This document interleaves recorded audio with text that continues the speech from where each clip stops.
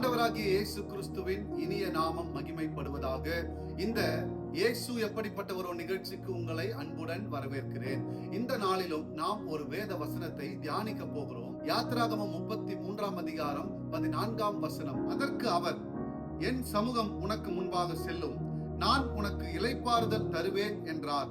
எனக்கன்பானவர்களே, சமூகம் என்ற இந்த வார்த்தைக்கு நாம் முதலில் அர்த்தம் பார்க்க வேண்டும். இந்த சமூகம் என்பது ஒருவருக்கொருவர் உறவுகளை ஏற்படுத்துவது, ஒருவருக்கொருவர் ஆதரவாய் இருப்பது, ஒருவருக்கொருவர் உதவுவது, ஒருவருக்கொருவர் ஊக்குவிப்பது, ஒருவருக்கொருவர் நேசிப்பது. இப்படி இந்த சமூகம் ஒரு உறவின் அடிப்படையில ஒருவருக்கு ஒருவர் உண்டான நேசத்தின் அடிப்படையை காட்டுகிறது. எனக்கன்பானவர்களே, நம்முடைய தேவனாகிய கர்த்தர் இந்த இஸ்ரவேல் ஜனங்களை பார்த்து குறிப்பாக மோசேவின் இடத்தில் சொல்லுகிறார், என் சமூகம் உனக்கு முன்பாக செல்லும் என்று அவரிடத்தில் தெரியப்படுத்துகிறார். இதற்கு முன்பாக சில காரியங்களை நாம் இந்த வேதத்திலே பார்க்க வேண்டுமானால், யாத்திராகமம் 33 அதிகாரம் 3 வசனம்.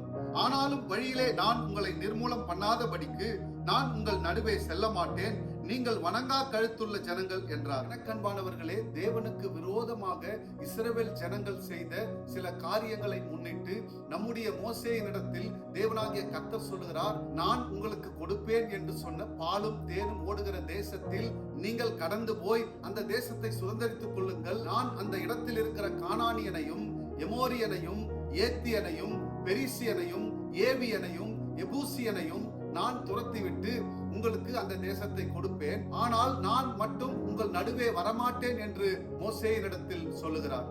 அதற்கு பின்பு மோசே தேவனிடத்தில் சில காரியங்களை தெரியப்படுத்தி, ஆண்டவரே, நீங்க இல்லாம அந்த கானானை சுதந்தரித்து நாங்க என்ன செய்ய போகிறோம், நீங்க வந்தா மட்டும்தான் நாங்க விசேஷித்தமானவர்கள் என்று நம்முடைய மோசேவானவர் நம்முடைய தேவனாகிய கர்த்தரிடத்துல வேண்டுதல் செய்து அவரிடத்தில் மன்றாடி கேட்கிறார். அப்பொழுது நம்முடைய தேவனாகிய கர்த்தர் மோசேயை நோக்கி, இதோ என் சமூகம் உனக்கு முன்பாக செல்லும் என்று மோசேயினிடத்தில் நம்முடைய தேவனாகிய கர்த்தர் வாக்குரைக்கிறார். எனக்கன்பானவர்களே, தேவனாகிய கர்த்தர் சொன்னபடி என் சமூகம் உனக்கு முன்பாக செல்லும் என்ற இந்த வார்த்தையை சொல்லிவிட்டார் என்பதனால் நம்முடைய வாழ்க்கையில் எல்லாம் மாறிவிடும், நம்முடைய வாழ்க்கையிலே எல்லாம் நன்றாய் நடந்துவிடும் என்று சொல்லுவோமானால் அது அல்ல. இந்த இடத்துல நாம் ஒரு வேத வசனத்தை பார்க்க வேண்டும். யோவான் 10 அதிகாரம் 4 வசனம். அவன் தன்னுடைய ஆடுகளை வெளியே விட்ட பின்பு அவைகளுக்கு முன்பாக நடந்து போகிறான், ஆடுகள் அவன் சத்தத்தை அறிந்திருக்கிறபடியினால் அவனுக்கு பின் செல்லுகிறது. எனக்கன்பானவர்களே, ஒரு ஆட்டு மந்தையை மேய்க்கிற மேய்ப்பனானவனுடைய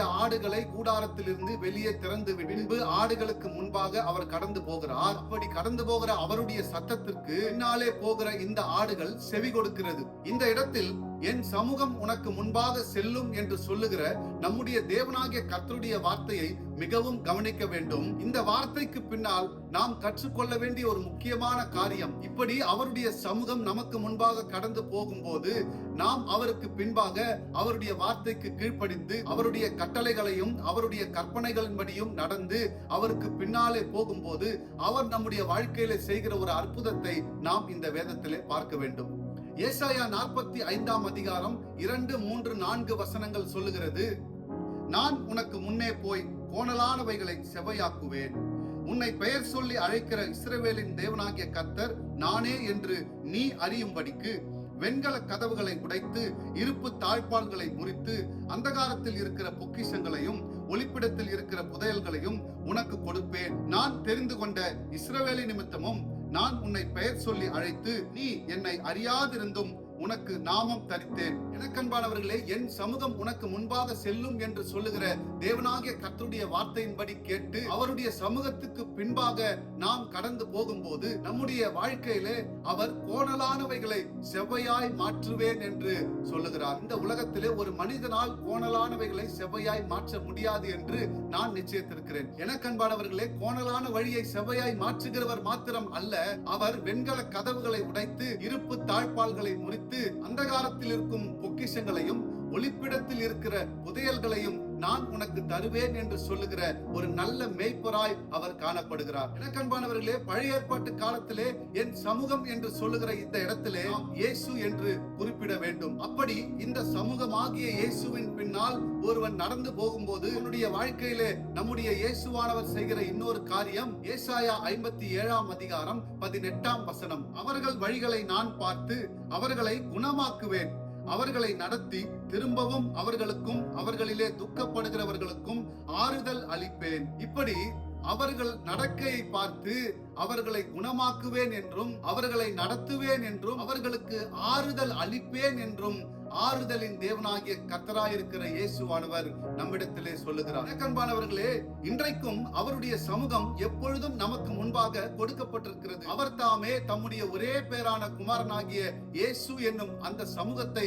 நமக்கு முன்பாக கொடுத்தார். ஆனால் மனிதர்களாகிய நாம் அந்த சமூகம் என்னும் இயேசுவை சிலுவை பாடுகளில் ஒப்பு கொடுத்து நமக்கு முன்பாக அவர் இராமல் செய்துவிட்டோம். ஆனாலும் நம்முடைய தேவனாகிய கர்த்தர் அவரை மரித்தோரிலிருந்து மீண்டுமாய் உயிரோடு கூட எழும்ப பண்ணி அவரை தம்முடைய சிங்காசனத்தில் வலது பாரிசத்தில் விற்றிருக்க பண்ணினார். பின்பு தேற்றரவாளராகிய பரிசுத்த ஆவியானவரை இந்த உலகத்திலே தந்து நம்மை நடத்துவதற்கும் பாதுகாப்பதற்கும் அவர் வழிவகை செய்தார். இது எல்லாவற்றிற்கும் காரணம் அநாதி சிநேகத்தினால் அவர் நம்மை நேசித்து அவர் நம்மேல் காட்டின நம்மேல் வைத்த அந்த அன்பு ஒன்று மட்டும்தான் காரணம். இன்றைக்கும் இந்த செய்தியை கேட்டுக்கொண்டிருக்கிற எனக்கு அன்பானவர்களே, அவருடைய சமூகமாகிய இயேசு கிறிஸ்துவை நமக்கு முன்பாக எப்பொழுதும் அவர் கொடுத்திருக்கிறார். அவர் நம்மை விட்டு விலகுவதும் இல்லை, அவர் நம்மை கைவிடுகிறதும் இல்லை. ஆனால் நீங்களும் நானும் செய்ய வேண்டிய காரியம் ஒன்று மட்டும்தான், அவருடைய வார்த்தைக்கு செவி கொடுத்து அவருடைய கற்பனைகளையும் கட்டளைகளையும் கை கொண்டு நடப்போமானால் நம்முடைய வாழ்க்கையிலே அவர் மிகப்பெரிய அற்புதத்தை செய்ய வல்லவராயிருக்கிறார். இந்த இடத்துல எனக்கு மிகவும் பிடித்த ஒரு காரியம், என் சமூகம் உனக்கு முன்பாக செல்லும். எப்பேற்பட்ட ஒரு தெய்வம், அவர் எனக்கு முன்பாக போகிறார் என்று இந்த வசனத்தை தியானிக்கும் போது நான் என்னை முழுவதுமாய் மறந்தவனாய் அவருடைய கரத்தை பிடித்துக் கொண்டு என்னுடைய வாழ்க்கையை நடத்தி கொண்டு போவேன் என்ற ஒரு உற்சாகத்தோடு இந்த வார்த்தையை தியானிக்கிறேன். ஏதாவது ஒரு காரியத்தை செய்தால் மட்டும்தான் நான் உன்னோடு கூட வருவேன், ஏதாவது ஒரு பிரயோஜனம் உன்னிடத்திலிருந்து எனக்கு கிடைத்தால் மட்டும்தான் நான் உன்னோடு கூட வருவேன் என்று சொல்லுகிற பொல்லாத உலகத்தில் வாழ்ந்து கொண்டிருக்கிற நமக்கு முன்பாக என் சமூகம் உனக்கு முன்பாக செல்லும் என்று சொல்லுகிற நம்முடைய தேவனாகிய கர்த்தராயிருக்கிற இயேசு கிறிஸ்துவை நீங்கள் தேடுங்கள். அவர் நமக்கு முன்பாக செல்வதற்கான காரணம் நம்மேல் வைத்த அன்பு, நம்மை பாதுகாக்கவும் நம்மை ஆசீர்வதிக்கவும் நம்மை பலப்படுத்தவும் நமக்கு ஞானத்தை கற்றுக் கொடுக்கவும் நம்முடைய இல்லாமையில் இயலாமையில் நமக்கு உதவி செய்யவும் நம்மை ஆதரிக்கவும் நமக்கு ஒத்தாசை வழங்கவும் நேசிக்கவும் இவ்வாறான காரியங்களை செய்வதற்காக மட்டும்தான் அவர் நமக்கு முன்பாக செல்கிறார். இப்படிப்பட்ட இந்த உலகத்திலே வாழ்ந்து கொண்டிருக்கிற நாம் அவருடைய சத்தத்திற்கு செவி கொடுத்து அவருடைய சமூகத்திற்கு பின்னால் கடந்து போய் அவருடைய நாமத்துக்கு மகிமையான காரியங்களை செய்வோமானால் அவர் நம்முடைய வாழ்வின் உலகத்தின் கடைசி முடிவு பரியந்தம் நம்முடனே கூட வந்து நம்மை ஆசீர்வதிக்க வல்லவராயிருக்கிறார். என் தேவனாகிய கர்த்தரை தேடுங்கள், அவர் உங்கள் வாழ்க்கையிலே ஒரு அற்புதத்தை செய்ய வல்லவராயிருக்கிறார். Thank you. God bless you.